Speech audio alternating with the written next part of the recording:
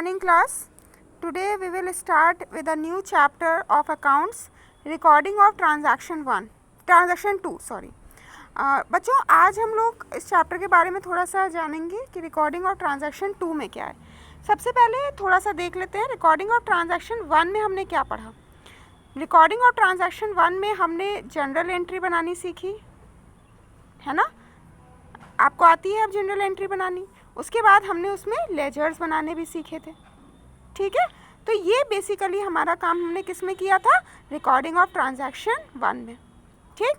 अब आपको एक चैप्टर और पढ़ना है, रिकॉर्डिंग ऑफ ट्रांजैक्शन 2। इस चैप्टर में हमें क्या करना होगा, हमें कैश बुक के बारे में पढ़ना होगा। कैश बुक बहुत इजी, बहुत अच्छी, बहुत इंटरेस्टिंग टॉपिक है ये आपके लिए। और एक आपको पढ़नी होंगी सब्सिडरी बुक्स के बारे में और पिटी कैश बुक के बारे में, सॉरी पिटी कैश बुक के बारे में आप इसमें पढ़ेंगे। ओके, तो वन बाय वन हम सारे टॉपिक्स को कवर करेंगे। सबसे पहले हमें टॉपिक कवर करना है अपना कैश बुक। तो what is cash book, cash book का क्या काम है, किस लिए हम इसको बनाते हैं अपनी अकाउंटिंग के अंदर। कैश बुक में आपको जितने भी कैश से रिलेटेड ट्रांजैक्शंस होंगे, जितने आप कैश को रिसीव करेंगे या आप कैश को पे करेंगे, ठीक है, उसको आप रिकॉर्ड करेंगे किस में, कैश बुक में। मतलब जितने भी कैश रिलेटेड ट्रांजैक्शंस हैं, भले ही हम उस कैश को रिसीव कर रहे हैं या हम उस कैश को पे कर रहे हैं। जैसे मान लीजिए हमने आपसे कहा कि आपने जो है कोई भी सामान परचेज़ किया फॉर कैश, तो वो कैश बुक में ट्रांजैक्शन आपका रिकॉर्ड होगा।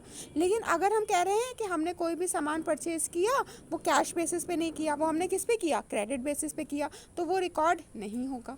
मतलब इन शॉर्ट कैश बुक में सिर्फ वही ट्रांजैक्शन जाएंगे जिसमें आप कैश को ही रिसीव करेंगे और कैश में ही आप पेमेंट्स करेंगे।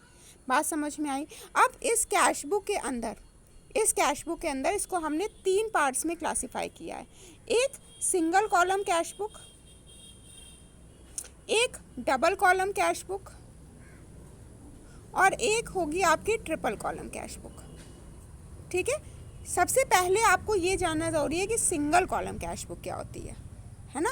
तो सिंगल कॉलम कैश बुक में कोई भी आपका बैंक रिलेटेड या कोई भी आपकी डिस्काउंट रिलेटेड एंट्री नहीं जाएगी। कौन सी 2 एंट्री नहीं जाएंगी, एक बैंक की एंट्री कोई नहीं जाएगी, बैंक से सामान खरीदा, चेक से सामान खरीदा, बैंक से पेमेंट किया, ऐसी कोई एंट्री इसमें नहीं जाएगी। और एक आपको इसमें डिस्काउंट को ट्रीट नहीं करना है, डिस्काउंट को भी आपको इसमें ट्रीट नहीं करना है, ठीक। तो मतलब कि सिर्फ वही ट्रांजैक्शन जाएंगे जो कैश बेसिस पे हैं, जिसमें ना तो कोई बैंक का इन्वॉल्वमेंट है और ना तो कोई डिस्काउंट का इन्वॉल्वमेंट है। बात समझ में आ गई।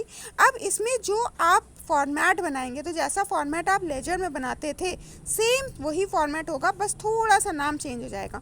लेजर में आप क्या बनाते थे, डेट होता था, रिसीट्स की जगह पर आपका पर्टिकुलर्स होता था, LF अमाउंट होता था, फिर डेट होता था, फिर आपका पर्टिकुलर्स होता था पेमेंट की जगह पर और LF अमाउंट होता था।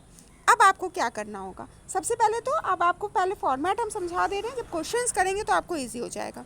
रिसीट्स, पहली बात तो आपको डेबिट में रिसीट्स को दिखाना है अगर आपने कैश कोई जो है रिसीव किया है, मतलब कैश बैलेंस आपका बढ़ा है, ठीक। और पेमेंट्स में आप दिखाएंगे अगर आपने कोई भी कैश में पेमेंट किया है, मतलब आपका कैश आपके बिजनेस से कम हुआ है, ठीक। रिसीट्स में आप कैश को रिसीव करेंगे और पेमेंट्स में आप कैश में पेमेंट करेंगे। ये बात होती है हमारी सिंगल कॉलम कैश बुक की। फॉर्मेट बहुत इजी है, जब आपको समझ में आने लगता है तो आप इजीली इसको कर लेते हैं। जैसे हमने अगर एक ट्रांजैक्शन ले लें और इस ट्रांजैक्शन में हमने सिंपली आपको बोला कि रिसीव्ड कैश, ठीक है, फ्रॉम ए, कितना, 5000 का, तो ये एंट्री आपकी किस साइड जाएगी बताइए, ये एंट्री आपकी जाएगी डेबिट साइड में, ठीक।